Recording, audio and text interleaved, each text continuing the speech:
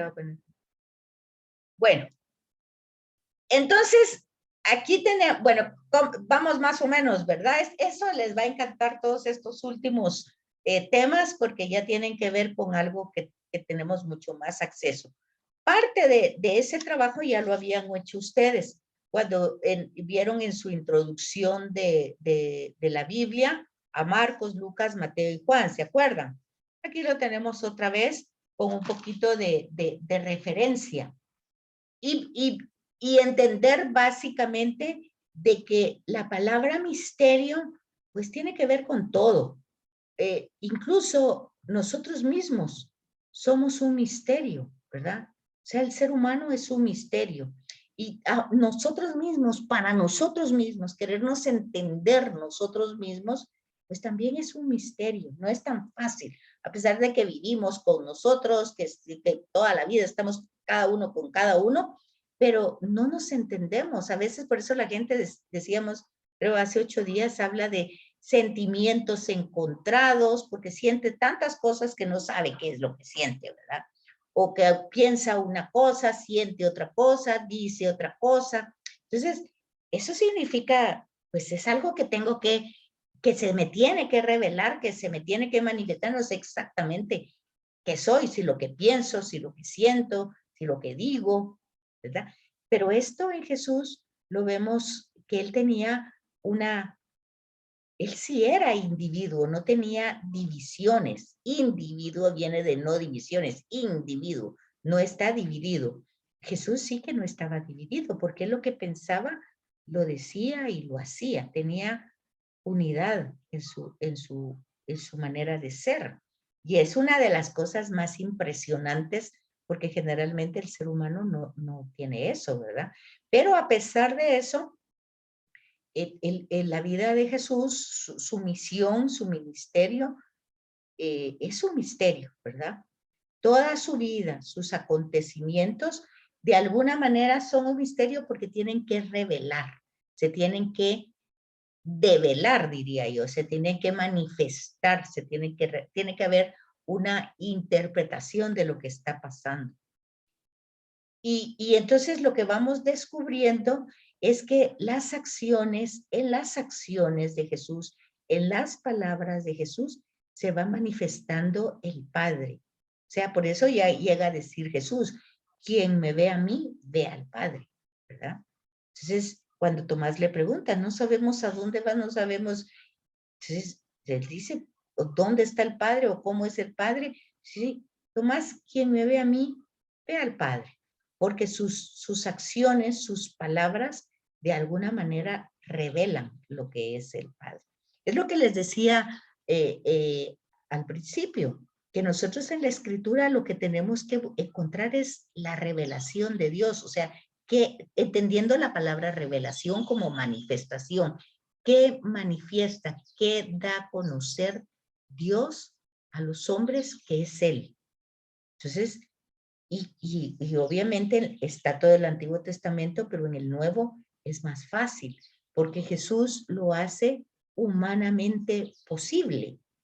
Entonces, el cambio del Antiguo Testamento es a través de signos, de gestos, y a través de los profetas, a través de promesas, de alianzas, son muchas cosas, pero aquí es Jesús con sus palabras, con sus acciones. Entonces, es más evidente quién es el Padre, ¿verdad? Y por eso dice que toda la vida, todos sus acontecimientos, o sea, todo lo que le pasa, toda su vida la oculta, su ministerio, su misión, también revelan. Porque también todo lo que ofrece, dice Juan Pablo II, en los misterios dolorosos que él reflexiona del Rosario, dice, todos los sufrimientos humanos han sido asumidos por Cristo en su grito de dolor, dice, y en su entrega confiada y amorosa a su Padre. O sea, fíjense qué bonito lo que dice, ¿verdad? Porque está hablando de la flagelación y todo el sufrimiento que tiene Jesús en la flagelación. Obviamente, como ser humano está sufriendo y más de un grito alarido de dolor sale de su boca. Entonces está diciendo Juan Pablo II, todos los sufrimientos de la humanidad han sido asumidos en el grito de dolor de Jesucristo y en su entrega confiada al Padre. O sea, ese dolor lo entrega al Padre. No se queda ahí,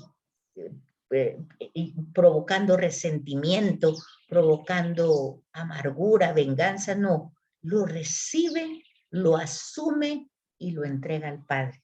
Es un gran testimonio, es una belleza eso. Pero entonces se dan cuenta ustedes que ahí es donde nosotros vamos entendiendo ese misterio de la redención. Por ejemplo, Juan Pablo II dice en Getsemaní, o sea, en el primer misterio de dolor, dice la oración de Jesús en el huerto, ¿verdad? Y dice Juan Pablo II, no olvidéis nunca que la primera obligación que tenéis es encontrar un momento para estar con Cristo. No hay otra cosa más importante. Eso es lo más importante. Encontrar un momento para estar, para hacer. No para irme a relajarme y ver cómo voy a hacer esto, cómo voy a hacer lo otro. No, para estar realmente en un momento de intimidad, de oración. Y eso es lo que él tiene en este momento de sufrimiento en el Getsemaní. Es muy bonito ir viendo que todos estos misterios, que de hecho el material que tienen aquí va presentando prácticamente los misterios del rosario, ¿verdad?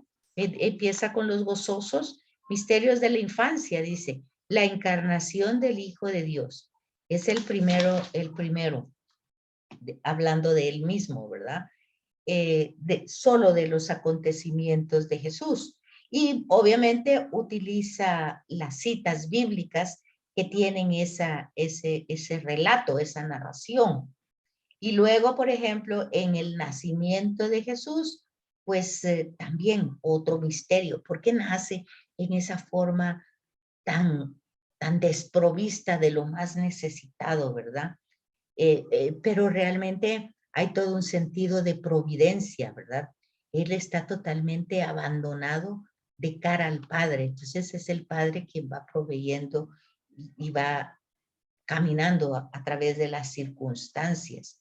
Después la presentación del niño con la circuncisión, la epifanía, que no están en los misterios de gozo, digamos, pero que aquí se presentan como misterios, como temas de que cómo es que llegaron estos personajes de tan lejos, cómo es que lo que dice Juan, vino a los suyos y los suyos no lo recibieron, y sin embargo estos de Oriente tan lejos vienen a darle un reconocimiento, ¿verdad?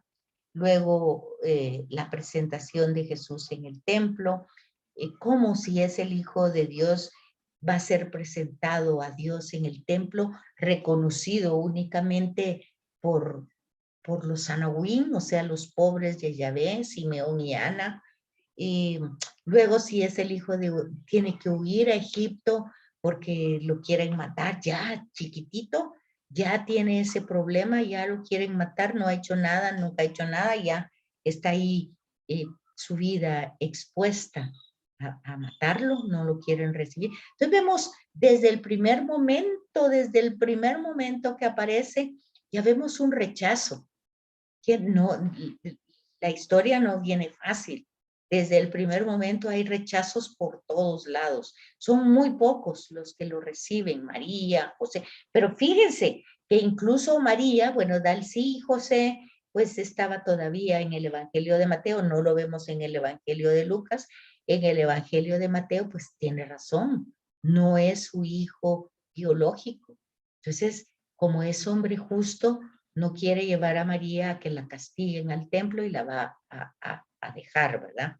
Entonces, vamos viendo cómo hay un tema de rechazo desde el principio.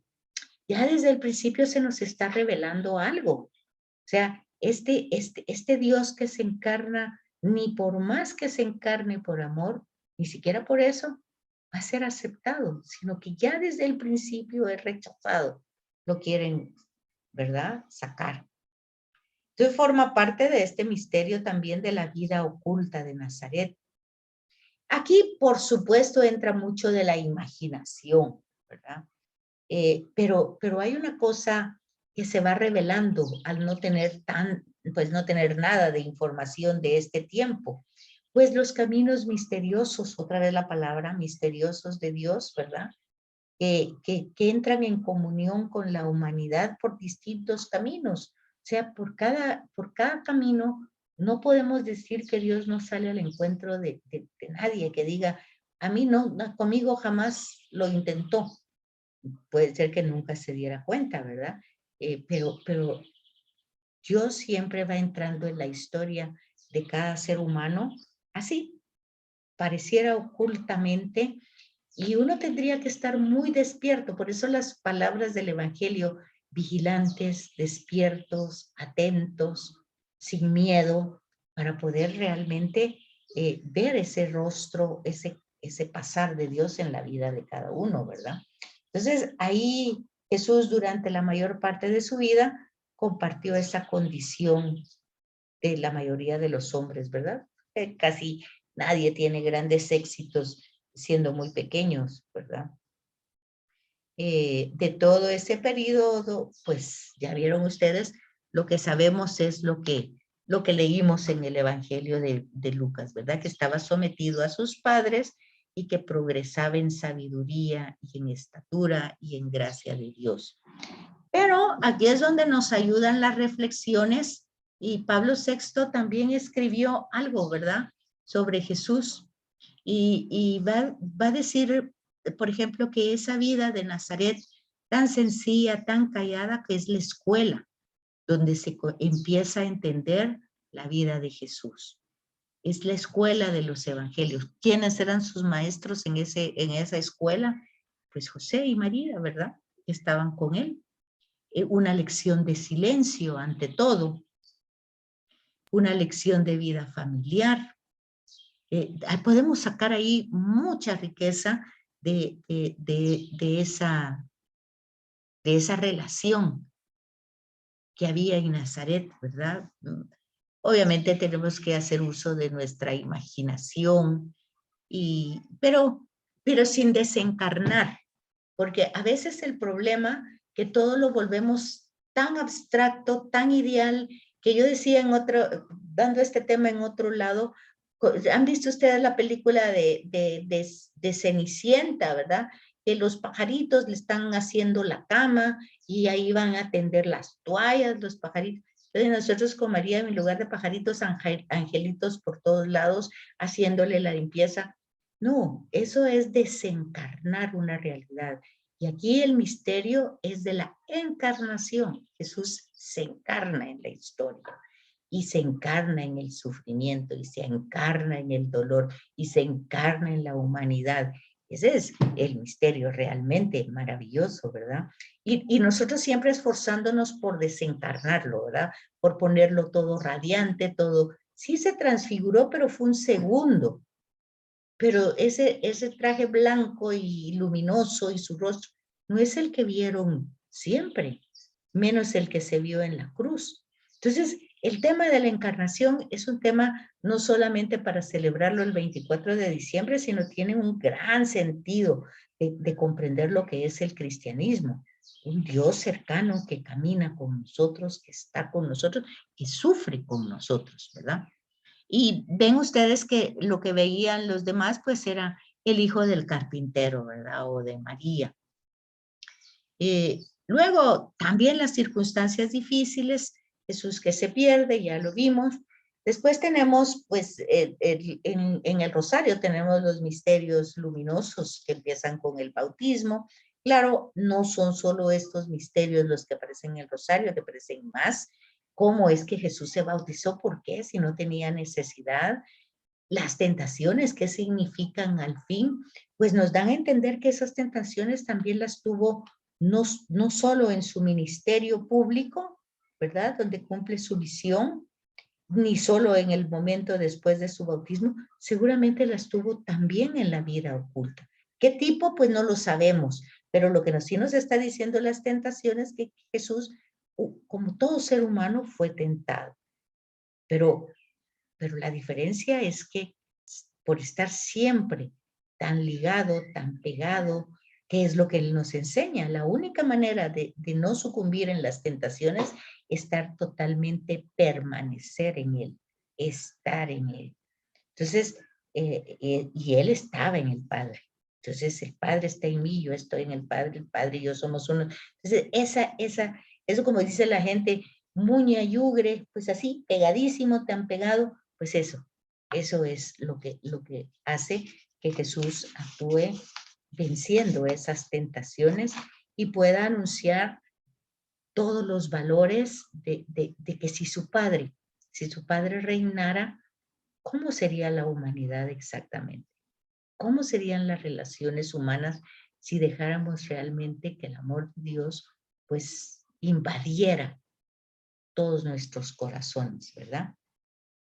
Entonces, vean ustedes las llaves de este reino, pues, pues Él elige a personas y aunque muchas gentes prefieren, siempre tenemos ese esa tendencia de ir pensando que los apóstoles fueron elegidos porque eran los mejores. No es cierto. Los evangelios van a dar testimonio de que ninguno de ellos era mejor que nadie. Además, tampoco está la historia de ellos, como era la historia de Pedro.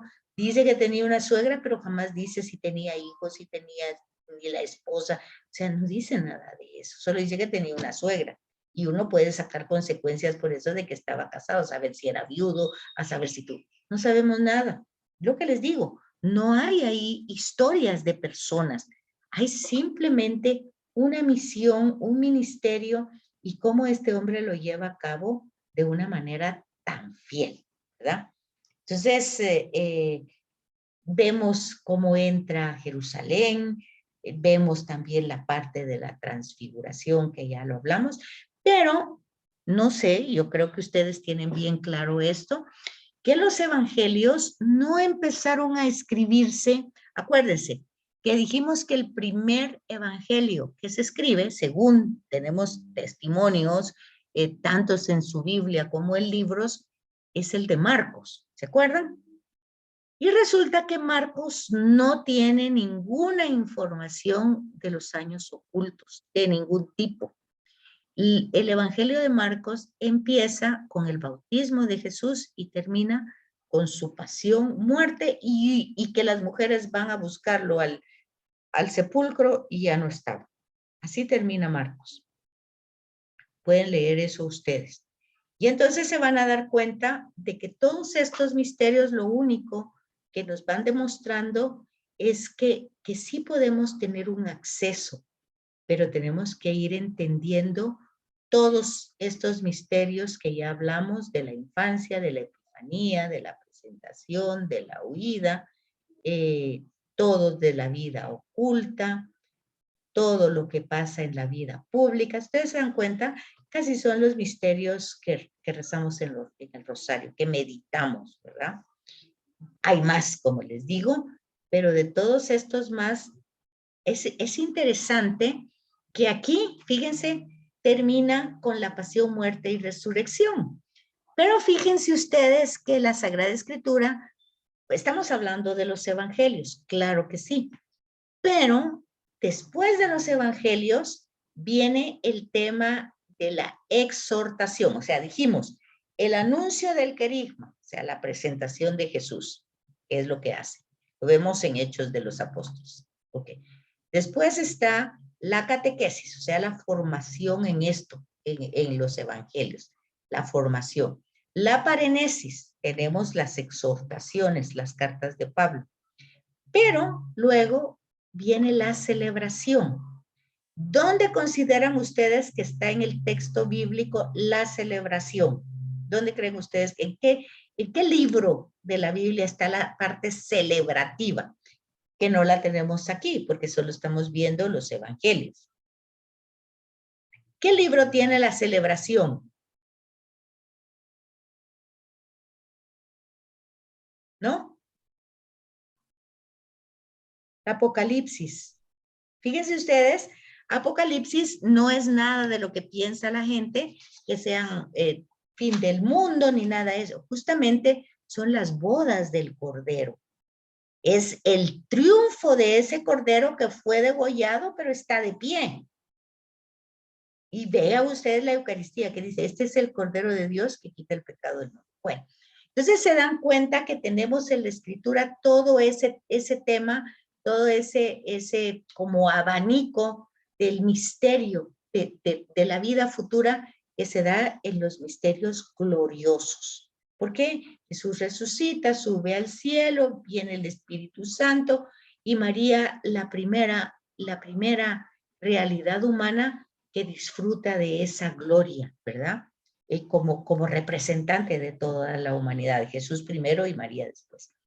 Todo eso es para que ustedes vean que tanto nuestra piedad, tanto el tema de la meditación del rosario, en realidad es la meditación de los misterios, es justamente lo que vimos hoy. Esa meditación que no es que salió de alguien, sino que viene justamente de los textos bíblicos. Y luego, pues, descubrir entonces que el misterio no es un gran muro impenetrable, sino es algo oculto, pero que se va a ir revelando. ¿Y cómo se va a ir revelando? Pues en la medida que voy entrando, profundizando, tomándolo en serio, queriéndolo comprender, posiblemente no desde nuestra inteligencia, sino tal vez desde nuestra meditación y con la ayuda del Espíritu Santo. Bueno, pues aquí terminamos la otra sesión. ¿Se recuerdan que tenemos entonces el martes a las 3? ¿Se recuerdan? Tenemos martes 17 a las 3 de la tarde, de 3 a 4 y media. Es nuestra cita.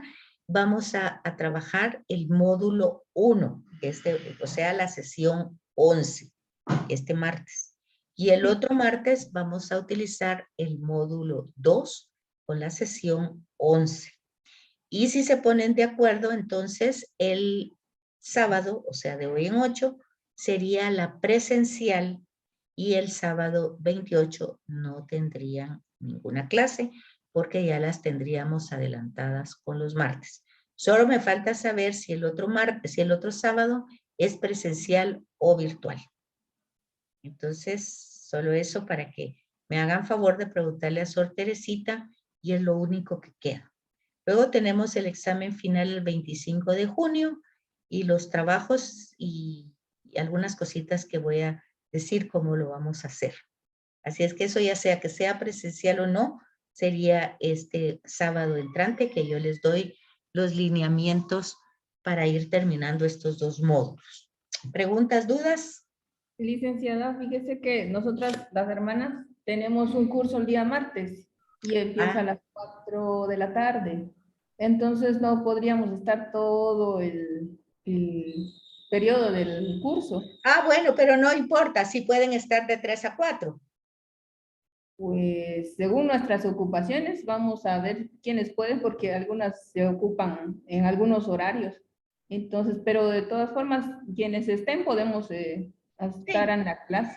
Y de todas maneras, acuérdense que se graba y yo las mando, ¿verdad? Para que estén el rato que estén y luego el que no estén, pues entonces ven la grabación. Bueno, muchas gracias, licenciada. A ustedes. Entonces quedamos hasta aquí, solo esperando si dentro de hoy en 8 es presencial o virtual. ¿Me hacen favor de que Sor Teresita me diga? Muy bien. Muchas gracias, licenciada. Y le vamos a decir que le avise. Bueno, y entonces el martes, este mismo link de ahorita es el del martes a las 3 de la tarde. Gracias, licenciada. Un abrazo, que pasen feliz tarde. Y que estén... Gracias igualmente. Feliz tarde.